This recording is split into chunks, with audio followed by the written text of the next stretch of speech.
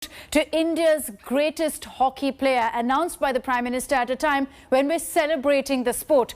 It also honours finally the legacy of a hockey legend, very often debated that his legacy simply hasn't been spoken about or recognised enough. It's also fitting that the Sporting Award has been named rightfully after a sporting hero and not after a politician, something that time and again people have pointed out.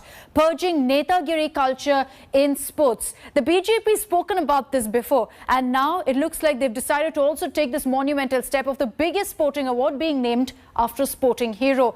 It's also led to, of course, that chorus that's been there for quite some time to give the Bharat Ratna to Major Dhyan Chand. It's not happened till now, remains to be seen if it will happen in the near future, but this perhaps gives impetus to this movement, also a demand to give the Bharat Ratna to Major Dhyan Chand.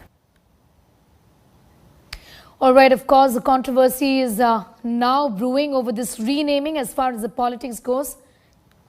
Listen in.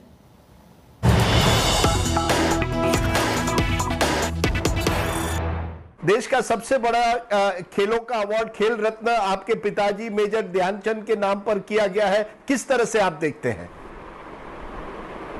यह जो खेल रत्न पहले सम्मानित राजीव गांधी जी के नाम से किया गया था, ये तो उसी वक्त उनके ध्यान में रहना चाहिए जिन्होंने इस अवार्ड को राजीव गांधी खेल रत्न का नाम दिया था। बेहतर होता कि कनेक्टेड स्पोर्ट्स से कनेक्टेड शख्सियतों के नाम के अवार्ड ऐसी जगहों पे रखे जाते हैं जहां से वो ताल्लुक रखते हैं। और आज इस चीज को हमारी सरकार ने, हमारे प्रधानमंत्री जी ने हॉकी की बढ़ती हुई लोकप्रियता, जिस हॉकी ने इस ओलंपिक के अंदर इतना अच्छा प्रदर्शन किया मेंस में और वुमेन्स के अंदर, एक मेंस में मेडल, एक वुमेन्स जो है दिल जीत के ले गई, तो वो दोनों टीमों की, हमारे पूरे भारतवर्ष की जो एक कहते हैं खुशी की लहर जो निकल कर आई लोगों के दिल से, और मीडिया ने जितनी चर्चा करी, हर तरफ उसकी चर्चाएं हुई, उसको देखते हुए प्रधानमंत्री जी के दिल में ये बात कहीं ना कहीं से आई कि ध्यानचंद जी के नाम का अवार्ड तो बड़ा होना चाहिए, राजीव गांधी जी के नाम का अवार्ड कैसे हो गया। और डेफिनेटली हम सब इस बात से ताल्लुक रखते थे कि उस क्षेत्र में जहां पर खेल चलता हो वहां पर हमको खिलाड़ियों का ध्यान रखना चाहिए। क्या आपको लगता है अशोक कुमार जी की जितने भी ये स्टेडियम्स हैं, स्पोर्ट्स स्टेडियम जो है वो स्पोर्ट्समैन के नाम पर होने चाहिए? अब ये कहा जा रहा है कि हमारे देश में स्टेडियम भी नेताओं के नाम पे होते हैं।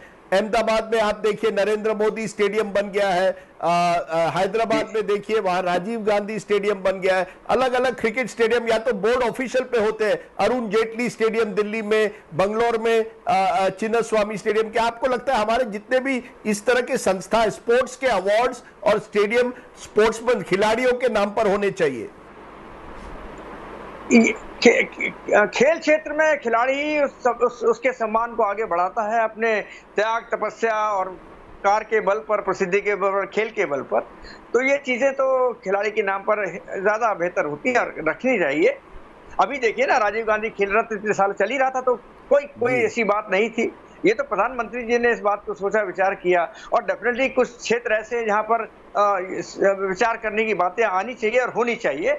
ऑफ कोर्स, जैसा मैंने कहा कि खिलाड़ी अपना पूरा जीवन जो 10 साल का, 8 साल का खेल जीवन होता है, जो उसका प्राइम टाइम होता है, उसको खेलों पर निछावर करता है। उसके बाद सिर्फ उनको और अपने अच्छे खेल के साथ वो जीता है, तो इसके सम्मान का वो एक हकदार बनता है। उसका खेल जीवन बहुत छोटा सा है, लेकिन उपलब्धियां इतनी बड़ी होती हैं। उन उपलब्धियों के एवज में इस तरह का सम्मान जो उसको ताउम्र याद रहे, उसके परिवार को याद रहे, उसके दोस्तों को याद रहे, तो अच्छा रहता, अच्छा लगता है ये सब चीजें, और होना चाहिए।